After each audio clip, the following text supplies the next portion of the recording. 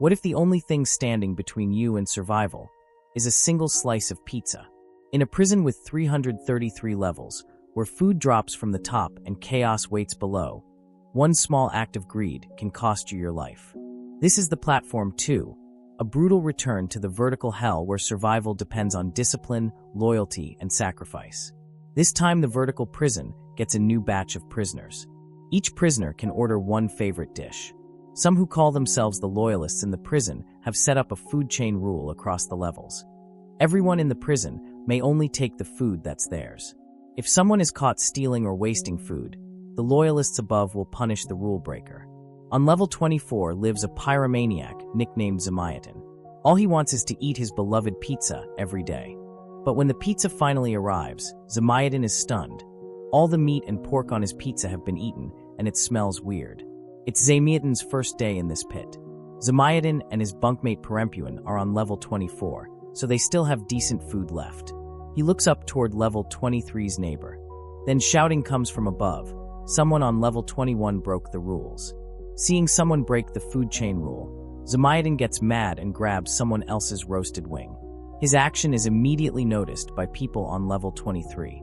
Food has to be passed down layer by layer to reach the bottom, so every prisoner on every level can eat. If everyone eats whatever they want, it creates a domino effect, and the bottom levels get nothing. Clearly, Zamiatin isn't taking the loyalists seriously. Just as he's about to bite the wing, Perempuin tells him to follow the rules and offers a croquette. Zamiatin tastes it, not bad, and reluctantly puts the wing back. Zamiatin doesn't know the woman unintentionally saved him. This pit has another cruel rule. They must finish food quickly while the platform stops. No one may store food or face deadly punishment. Luckily, they were first assigned to level 24, so obeying the food chain rule shouldn't be too hard. That night the prison suddenly goes dark. Soon a strange red light fills the pit. Red light means night has come. Word-of-mouth messages become their only communication, used to pass reports of rule breaking up the chain. Then people below start shouting. The chain broke at level 44. That means from level 44 down, food won't be distributed. Perempuin and Zamiatin feel a chill. With so many levels, getting food to everyone is really tough. Robespierre explains the pit's laws to them. For example, if level 21 breaks the law, people from levels 19 and 20 ride their platform down to settle level 21. Likewise, levels 42 and 43 will go down to 44 to punish lawbreakers, so people below can still get fed. Robespierre warns Perempuin and Zamiatin to step back. The platform shoots up from below fast. If they're too close, they'll be swept away. Not long after waking, they hear fighting from above. Levels 19 and 20 teamed up to punish level 21's breaker. But the punishers were no match and got killed by level 21. Robespierre on 23 tells Perempuin and Zamiatin if they fail to stop it, the lower levels must keep trying until they succeed. Robespierre and his mates hug tight to encourage each other. As the fight reaches level 22, Robespierre tells Perempuin to break off bed boards as weapons. Level 23 soon falls into chaos too. Perempuin shoves Zamiatin to get him moving. Perempuin rips off a board quickly. Someone on level 25 asks what's happening. Zamiatin, mad and breathless, explains how his pizza was snatched on level 21 yesterday. Hearing about the killing, he immediately backs down. Perempuin is ready to fight. The platform slowly drops to level 24. The place is a mess and a body lies there. Robespierre falls from 23 holding the lawbreaker. Before they can react, lots of food scraps tumble down from above. Because the scraps weren't cleaned, level 23 heats up fast. A woman still there is caught on fire and falls. She rolls on the table, burning. Perempuin rips a bedsheet to smother the flames. Robespierre goes back into a fight with the fallen man. Zamiatin just stands there stunned despite his big size. After Robespierre is knocked down, Perempuin delivers a killing blow to the lawbreaker. Then the temperature on 24 plummets. Robespierre tells everyone to immediately get rid of any food they hold. This is a deadly rule in the vertical prison. Food must be eaten right away, not stored, or the heat or cold punishment will come. It's their first time seeing such brutal punishment, shocking. Robespierre quickly binds the level 21 lawbreaker. Zamiatin recognizes the unconscious man as the one who ate his pizza. Even though he'd been cowardly earlier, Zamiatin now seems bold. Robespierre stops him from going after the man. Because of level 21's incident, the lower levels will starve today. Zamayatin mocks Robespierre and the loyalists for being too polite. Why can't they just eat what they want? Robespierre strongly rebukes him. After calming down, Robespierre tells them not to do anything. He'll take the binder down himself. He'll ride the platform to find the so-called suzerain, those lucky few who've met the master. They enforce the master's laws. Legend says the master lives at the bottom and survived a month without food by meditating. He set strict food distribution rules so everyone could get fed. In the second month, with no food still reaching the bottom, he cut flesh from his own thigh to feed a starving mate. From then on, the master preached unity and fair distribution. That's the ideal they chase, even at the cost of their lives. Compared to Robespierre's faith, Zamayatin is practical. He only cares he hasn't eaten in 2 days. Zamayatin mutters, eyeing charred scraps. Robespierre knows Zamayatin's meaning and reminds him the master forbids cannibalism. Then Robespierre tosses the sheet-wrapped corpse off the platform. The body shatters on the way down into the dark under. The next day, food supply returns to normal. Zamayatin finally gets his pizza. The smell mesmerizes him. To save time, he folds a slice and shoves it in his mouth. He remembers the lawbreaker stole his pizza meat days ago, so he taunts him with the pizza. Robespierre then does something that shocks them both. He picks up a chocolate dish and throws it away. When they look puzzled, Robespierre explains the law bans eating more than your share. Those extra dishes belong to the dead. If they don't dump them, the rules fail and the balance breaks. After dumping the deceased's food, Robespierre solemnly instructs them. After he leaves, they must throw away upper-level dead people's meals and make sure food reaches them whole each day. If anyone wants to trade, they must toss their own order. Seeing them confused, Robespierre tells them to trust him. It's the best long-term plan. Robespierre hoists the man and throws him onto the platform, hoping to find the legendary suzerain soon. From then on, Zamayatin and Perempuin have better days. Above people obey the rules, and they get whole meals daily. Perempuin discards dead people's food every day. Zamayatin eyes delicious dishes longingly, and once sneaks a bite when Perempuin isn't looking. That one bite will later cost him dearly. In the following days, they strictly follow the master's laws and watch each other. Their relationship slowly softens. Perempuin helps shave Zamayatin's back hair, and Zamayatin shares his pizza with Perempuin. In this cold prison, their warm acts are like a light in the dark. Zamayatin tells Perempuin about his past. He used to be a university math researcher, devoted to math. One day he got obsessed with the square root of -1, bothered by its imaginary result, feeling it conflicted with physical reality, and he stopped believing in math. He quit his job, left his wife, moved back with his parents, nearly burned their house, and was sent here for arson. A month limit is coming. The prison will reshuffle. After tonight, they don't know which level they'll be assigned to. As they're about to sleep, cheers wake them. This month food reached level 175, people celebrate. But by next morning the joy is gone. They woke up near level 180. That means food will struggle to pass this point.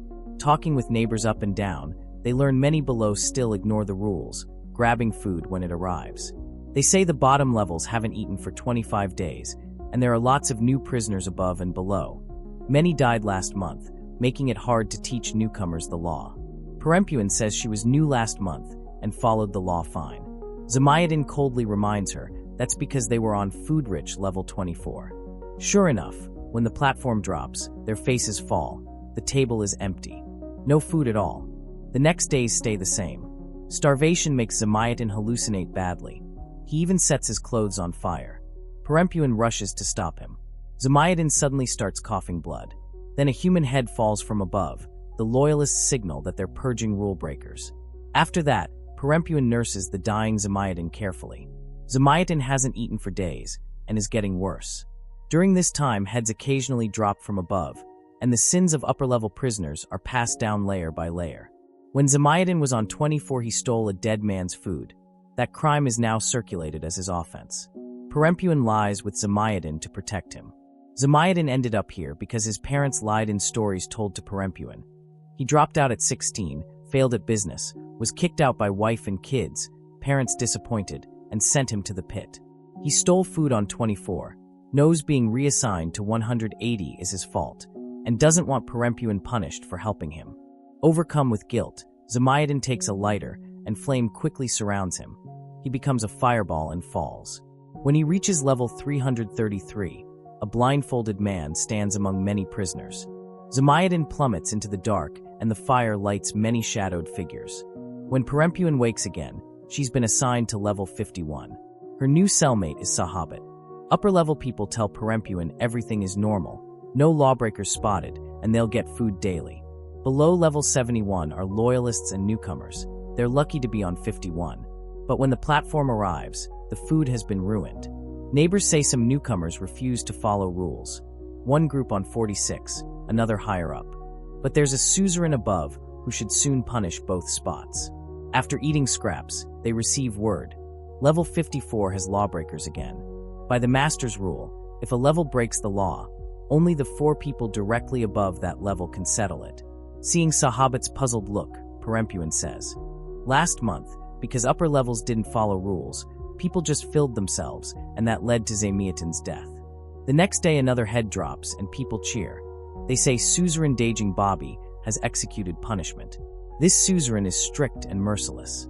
As the platform lowers, Sahabat steels herself, rips out 2 steel pipes from the bed frame, throws one to Perempuan, and jumps on the platform.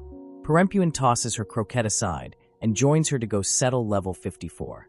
At the lower floors, the people on 52 strongly oppose them going, worried the chain will be cut. Perempuan argues it's only 3 levels, the chain won't break. They leave one person on 52 to pass messages, and the other joins. 2 from 53 prepare and join, 5 in total head to 54. But as they lower, their feet become exposed, and the big bearded man from 53 ambushes them. The big guy is formidable and stabs 2 men. Only 3 women trap him in a corner. The big man drops his knife, jumps onto the moving platform, and escapes downward. The diseased woman furiously chases and bats at him. When the big man raises glass shards, Perempuan jumps off the platform and knocks him down. By then the platform reached 55. An old man there strangles the big man, but the big man stabs the elder through and through. Perempuan clubs him down. The big man, exhausted, begs for mercy. Perempuan raises her iron rod several times, but can't bring herself to finish him. The big man uses the chance to leap onto the table and ride the platform away. The one-armed Sahabat screams at Perempuan to calm down. Only then does Perempuan realize she doesn't feel like a newbie here. That night Sahabat tells Perempuan about losing her arm. She was a strict loyalist who always followed the rules with her mate, only eating their own food. One day, while keeping order, they found a nearly dead malnourished man and quietly gave him a dead man's food. A few days later Suzerain Daging found them.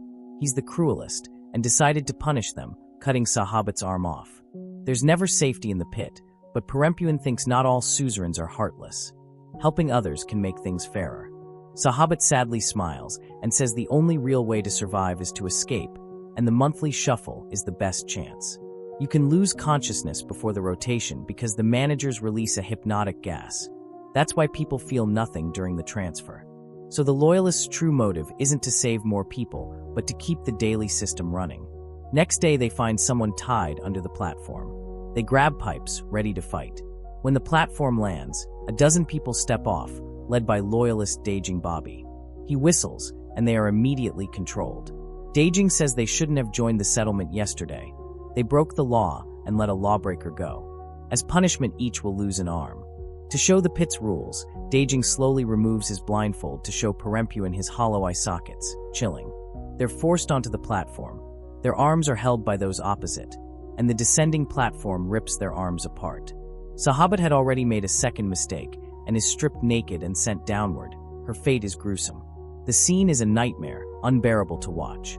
When Perempuan wakes again, she's assigned layer 72.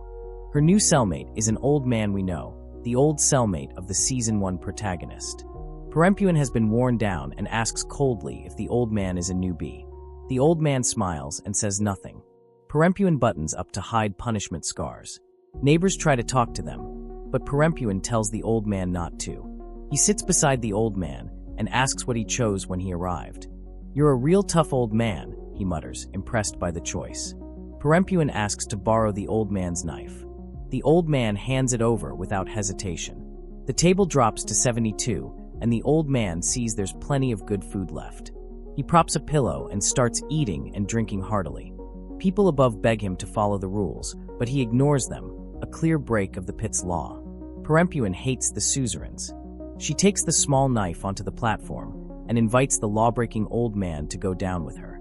They think war is about to break out, but when they head down they meet a strong man ready and fierce, a savage who thinks they came to judge him. Instead, Perempuin lowers the blade and invites him to join. He agrees and tells the others below to join too. 4 of them ride down and tell people, "If you don't want punishment and torture, come up. It's the individual or the community." They shout freedom as they go. At 93, Perempuin tells them to get off and wait to ambush the loyalists. In the crowd, she sees the escaped big man. That night, they have a bonfire party at 93, singing, dancing, wild celebration. Next morning, they're jolted awake by smashing plates. It turns out a suzerain found their uprising and took all the strong men down. But when they expect a big fight, Daging stops at 92. His aim was only to cut off food. They don't believe he would do that. 93 has many loyalists below. If Daging blocks food, those below will starve. Everyone cheers. They think it's brilliant since less food below weakens the loyalists. After a few days starving, they begin to cut their own flesh to survive and live a while longer. Eventually, the loyalists can't stand it and decide to fight a final battle. Perempuin uses the chance to hide ink in her pants. Soon the platform drops, but only mattresses are on it.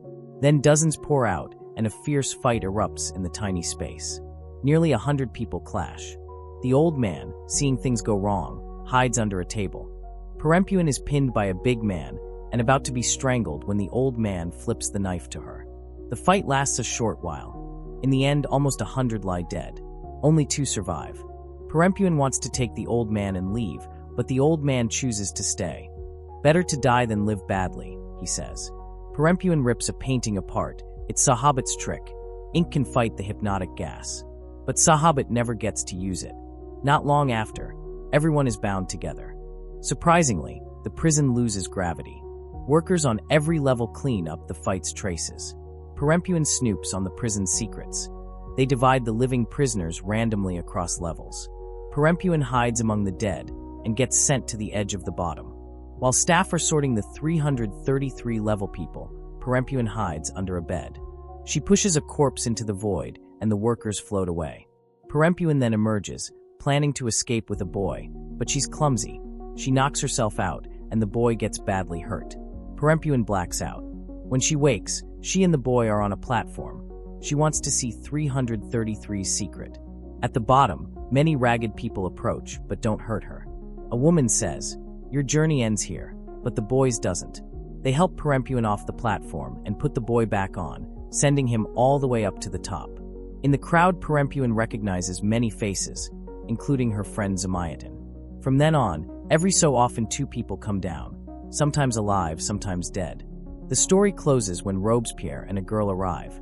Robespierre is actually the Season 1 hero. The old man says the same words. "Your journey ends here," but the child's does not. Perempuin sees Robespierre, and they embrace tightly. They're lovers, and Robespierre came looking for Perempuin. If you enjoyed this recap, please subscribe and hit the bell for more. Tell us in the comments which film you want recapped next.